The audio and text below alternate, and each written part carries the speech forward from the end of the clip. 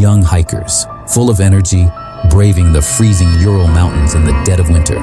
But only one returned. And the other 9 were found dead in ways so mysterious that more than 60 years later, the world still has no answers. This is the terrifying story of the Dyatlov Pass Incident.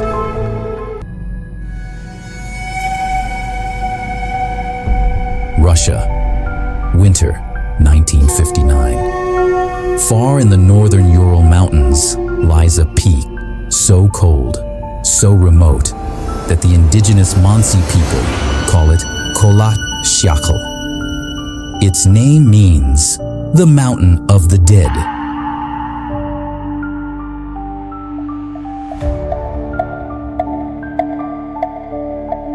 And yet, 10 young hikers, full of laughter, strength, and ambition, chose this place for their expedition. They carried guitars, journals, and dreams of glory. They posed for photos, smiling, unaware that the snow beneath their feet would soon become their graves. Only 9 would continue. Only 9 would vanish.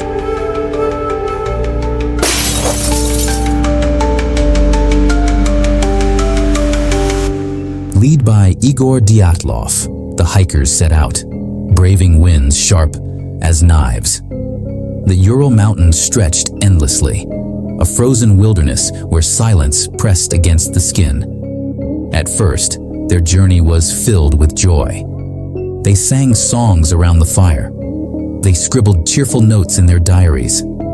But as the days wore on, storms swallowed the sky. Snow fell so heavily, it erased their footprints within seconds.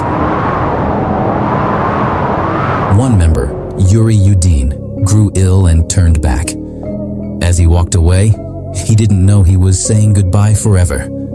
The 9 pressed forward into the white abyss.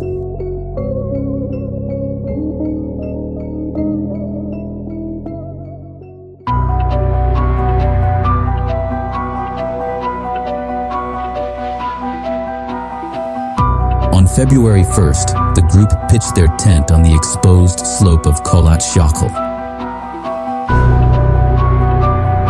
Why there? Why not the safety of the forest below? No one knows. That night, something unimaginable happened.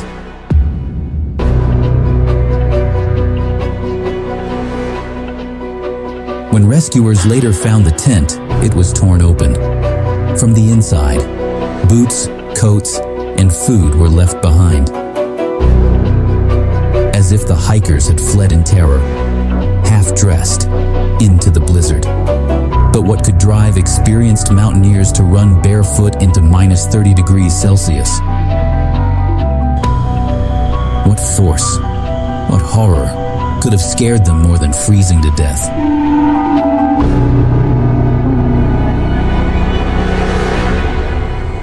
The search began weeks later, and what they found was beyond reason.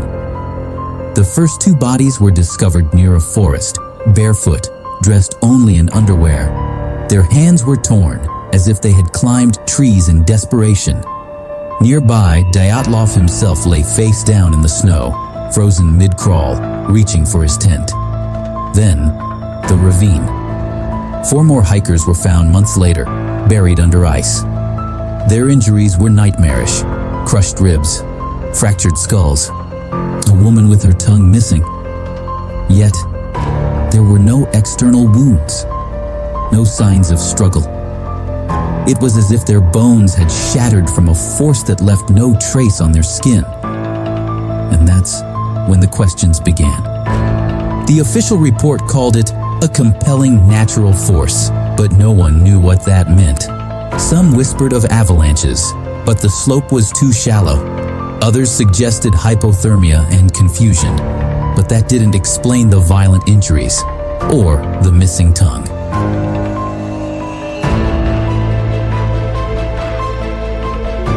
Stranger theories emerged. Orange orbs of light were seen in the sky the night the hikers died. Could it have been secret Soviet weapons? Or something not of this world?